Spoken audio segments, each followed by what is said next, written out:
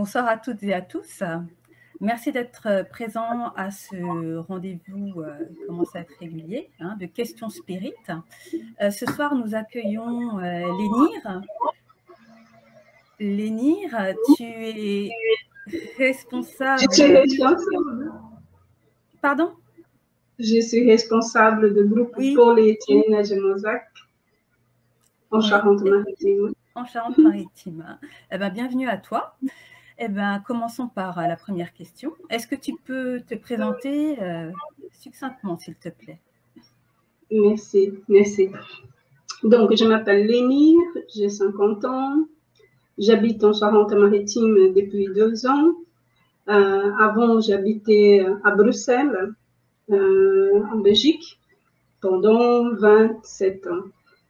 Alors, et c'est là que j'ai fait une grande partie de ma vie spirit dans un centre spirit à Bruxelles, au CESAC de Bruxelles. D'accord. Voilà.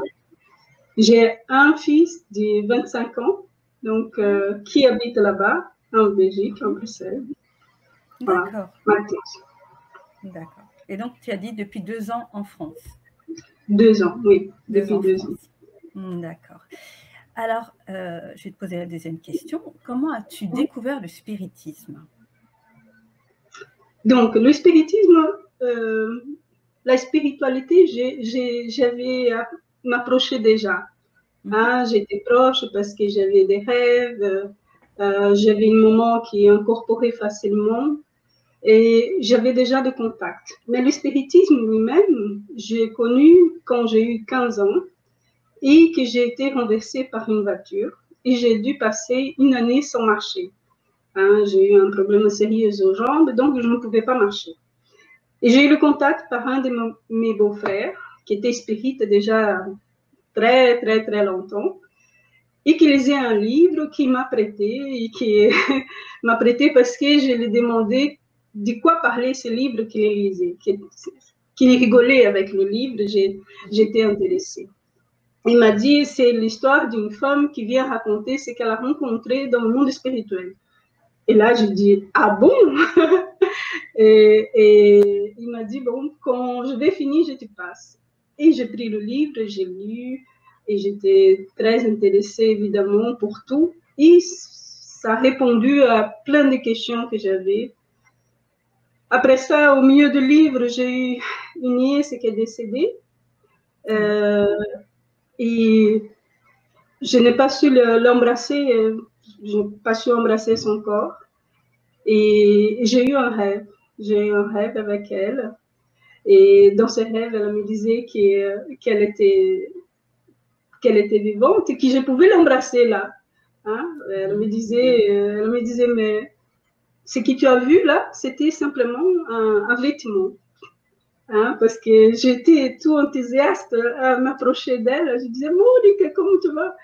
Et après, je me suis dit, bon, mais tu es morte? Elle a dit, non, je ne suis pas morte. Ce que tu as vu, c'était un corps. Et donc, c'est venu encore confirmer ce que je connaissais déjà, intuitivement, quoi. Après ça, je suis rentrée dans le spiritisme. En revenant sur l'histoire, le rêve que tu as fait avec ta nièce, lorsqu'elle t'a dit tu peux m'embrasser, c'était aussi en référence au fait que tu n'avais pas pu le faire? Oui, oui, oui.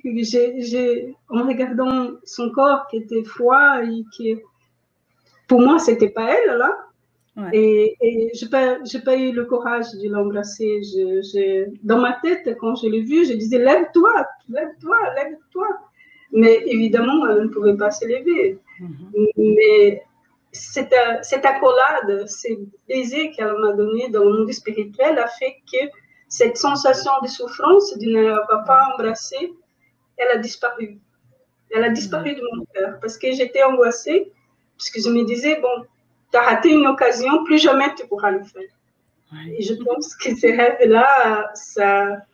Il y a une chose aussi intéressante dans son enterrement, excuse-moi, c'est qu'il y a quelqu'un qui m'a dit à ce moment-là, tu sais, je ne sais pas qui c'est, j'ai pleuré, j'étais très triste évidemment. Il y a quelqu'un qui m'a dit comme ça, tu sais, il paraît que quand on désincarne, quand on meurt, Non, personne ne l'a dit comme ça. Quand on est mort, il y a plein de gens qui viennent nous accueillir dans le ciel. Et je vous assure que ça m'a rassurée parce que je me suis dit, elle ne sera pas tout seule. Après, j'ai demandé au beau-frère comment ça se passait. Il a dit, ah oui, c'est vrai. Il a dit, bon, ce n'est pas des anges, mais effectivement, tu as des personnes qui viennent t'accueillir. Et ça aussi, ça m'a rassurée. Le fait de savoir qu'elle n'était pas toute seule là de l'autre côté. Mais après, elle t'a donné comme une preuve de sa survie. Ah oui, de la survie de l'âme. Oui, elle m'a donné. Et après, plusieurs fois, j'ai eu la preuve de sa survie. D'autres personnes aussi de ma famille qui ont désincarné, des sœurs qui malheureusement sont parties déjà et qui viennent, qui a des sensations dans ma maison comme ça, des chansons qui apparaissent, des chansons, c'est intéressant ça.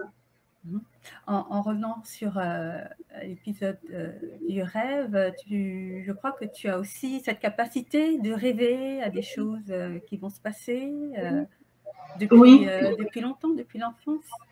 Oui, depuis l'enfance, oui. J'ai toujours eu ces rêves qui s'est passé.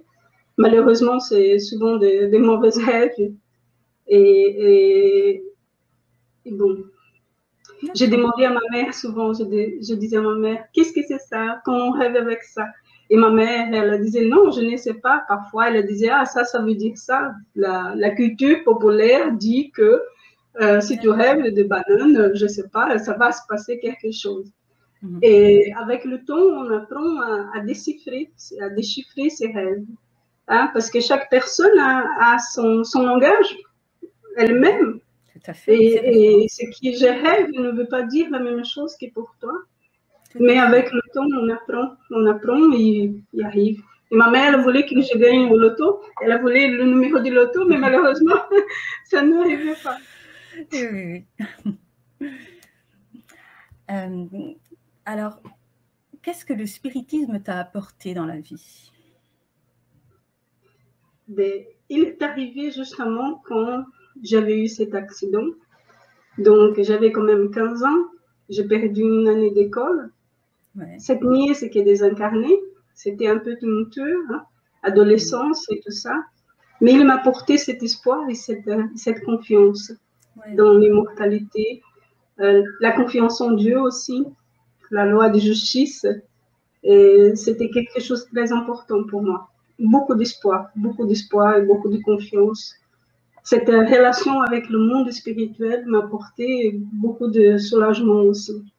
En plus, il m'a validé dans la vie des jeunes femmes pour de bons chemins, pour éviter des situations. Ça m'a apporté aussi une certaine discipline de vie.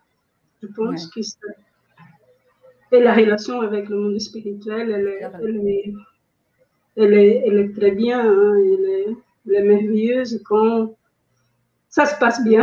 Quand elle se passe bien, effectivement, en élevant ses pensées, en faisant le bien, en travaillant sur soi. Beaucoup, hein, oui. Le spiritisme, il apporte aussi cette réforme morale qui nous amène chaque fois à se poser des questions, se mettre en question. Le soir, fait comme Saint Augustin qui va et il pose cette question, est-ce que j'ai bien fait ma journée? Est-ce que quelqu'un a quelque chose à dire contre moi? Est-ce que j'ai fait tout le bien? Il dormit avec la conscience tranquille du cul. La plupart du temps, on ne dort pas avec la conscience tranquille. La plupart du temps, on se dit, ah, j'aurais pu faire mieux. Quand elle n'est pas tranquille, ça tourne. Hein. Ça tourne. Mais justement, à propos de la réforme intime, tu m'as dit que tu enseignais. Tu enseignes beaucoup à propos de cela à tes élèves. Oui, on a une école, deux même, une en portugais et une en français. Et le cours, il est très basé sur la réforme morale. Il est centré sur la connaissance de soi et sur la réforme morale. Parce que le spiritisme, c'est une philosophie merveilleuse.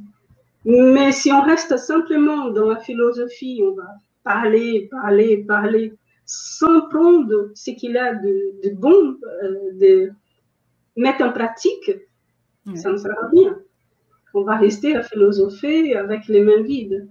Nous sommes venus quand même sur Terre pour pouvoir nous améliorer. Donc, il faut profiter de cette clé-là, qui c'est le spiritisme, pour nous donner, pour ouvrir cette porte qui est en nous, hein, ce monde qui est en nous.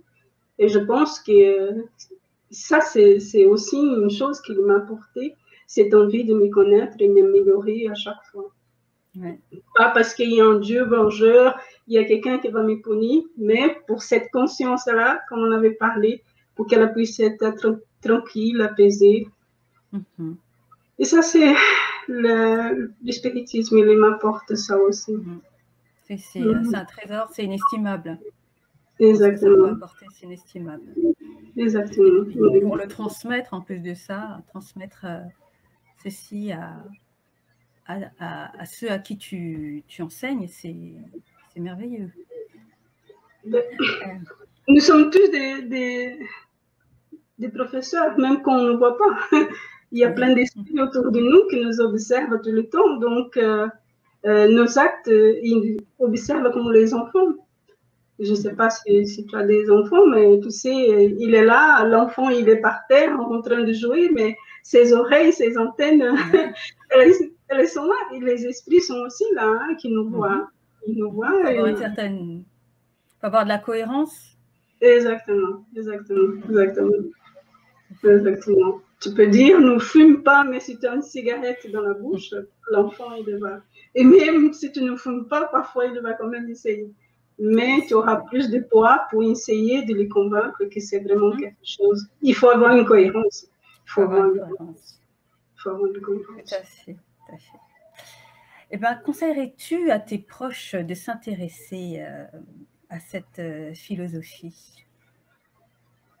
Je parle facilement du spiritisme. Je parle facilement. Je n'ai pas peur. Jamais. Je n'ai jamais eu peur dans ma vie. Je ne fais pas de prosélytisme. Tu dois devenir spirit. Mais au milieu d'une conversation, si j'ai l'opportunité, je vais apporter ces doutes. Est-ce que la mort, c'est la fin vraiment? Est-ce qu'on ne peut pas rentrer en communication avec les êtres aimés? Pourquoi on souffre? Est-ce qu'on ne va pas retourner dans notre tête et observer son comportement, ce qu'on passe aujourd'hui? Est-ce qu'il n'a pas une raison avant, hein? Même dans cette propre vie? Quelqu'un qui a fumé toute sa vie, il ne peut pas attendre d'arriver à la fin de sa vie et avoir une santé merveilleuse. Hein? Et je parle de la cigarette, mais je parle de tout aussi. Hein. Et donc, on va aussi apporter cette connaissance, cette idée de, on va réfléchir à ce que nous faisons. Ça, c'est parler du spiritisme. C'est parler du spiritisme. D'accord. Mais justement, je pense que tu as un peu répondu à cette question parce que tu as dit que ton entourage était déjà très imprégné des phénomènes et de cette philosophie. Donc, est-ce que tes proches ont compris ta démarche de t'intéresser à la philosophie spirit? Oui, au Brésil, oui. Comme j'ai dit, j'ai commencé le spiritisme, j'étais très jeune. Et donc, pour eux, ce n'était pas quelque chose de... C'était pas une secte. Il y avait déjà cette idée de cette relation avec le monde spirituel. Et donc, pour eux, c'était bien. Parce que, aussi, j'étais bien encadrée. Hein. Il y a un groupe de jeunes, il y a toute une relation qui... c'est bien aussi pour les parents savoir que l'enfant, il est encadré. Il est encadré, il n'est pas dans la rue en train de faire des bêtises, il est en train de voir la nature, d'apprendre des choses. Donc, moi, j'étais très mûre déjà, j'étais assez mûre et j'ai jamais eu de problème dans ma famille. Tu n'as jamais eu de problème, d'accord. Hein, même en France où l'aspect philosophique est beaucoup plus mis de côté, ton entourage a compris. Je ne connais pas encore beaucoup. Je ne connais pas beaucoup des gens dans la culture française pour dire, mais j'ai déjà parlé à des personnes que je connais L'autre jour, j'étais dans une association, oui, quelqu'un a parlé, oui, quand on mort, c'est fini. Ah, j'ai dit, ah non, ça, toi. J'ai dit ça, je suis certaine que quand on mort, on finit. Elle dit, ah non, pour moi, c'est fini. J'ai dit, oui, toi, tu penses comme ça. J'ai dit, mais non, c'est pas vrai. Et alors, c'était cette discussion, il y a une autre personne qui est venue, elle a dit, d'où que tu penses que la mort, on ne finit pas avec la mort? J'ai dit, mais non. Et je pense que cette assurance aussi, cette confiance que j'ai, ça fait que d'autres personnes sont venues me poser des questions. Bon, si elles ont changé d'avis ou si elles ont réfléchi, ça, je ne sais pas. Mais en tout cas, moi, je ne pouvais pas lui laisser dire, c'est fini là.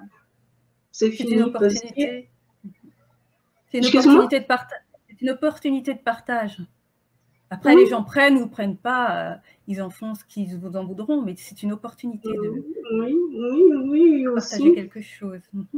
Il y a aussi cette espérance, cet espoir que le spiritisme lui donne. Ouais. Pour moi, c'est comme si je laissais quelqu'un dire c'est fini avec la mort, c'est comme si toutes les personnes qui sont autour vont écouter, ils ne vont plus croire à rien du tout. Et alors, le nombre de suicides va grandir énormément. Les conséquences, c'est très grave. Quand le matérialisme il est grandi dans la société, on voit ça. Si on ne met pas un peu d'espoir, de confiance à la vie, la société, pourquoi qu'on va faire des efforts pour s'améliorer? Pourquoi on va respecter les lois? Donc, ça va plus loin qui de parler de la philosophie spirituelle. Oui, on entend la responsabilité qu'on a face à ce que l'on sait, de pouvoir le transmettre un petit peu. On n'a pas besoin de taper sur les autres ou de les obliger à croire, mais on sent cette responsabilité que certaines idées, on ne peut pas laisser trop enraciner certaines idées matérialistes. Moi, je pense comme ça. Eh bien, justement, qu'est-ce que tu aimerais transmettre à ceux qui nous écoutent? Qui écouteront ton témoignage, surtout.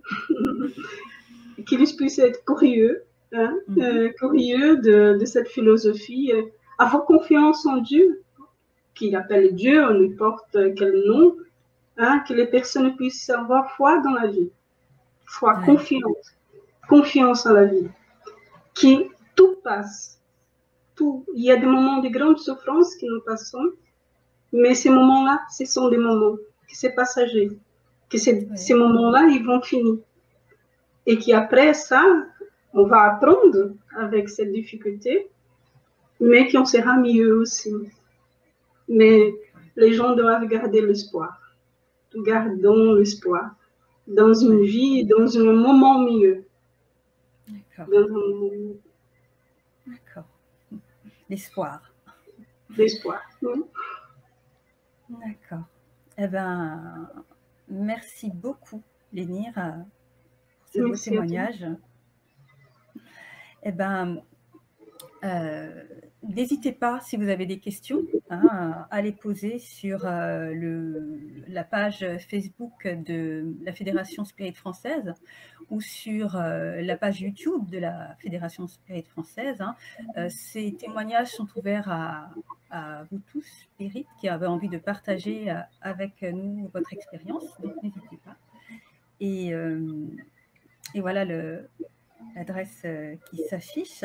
Eh ben, bonsoir à tous et à bientôt. Au revoir, Lénire. Au revoir, merci beaucoup.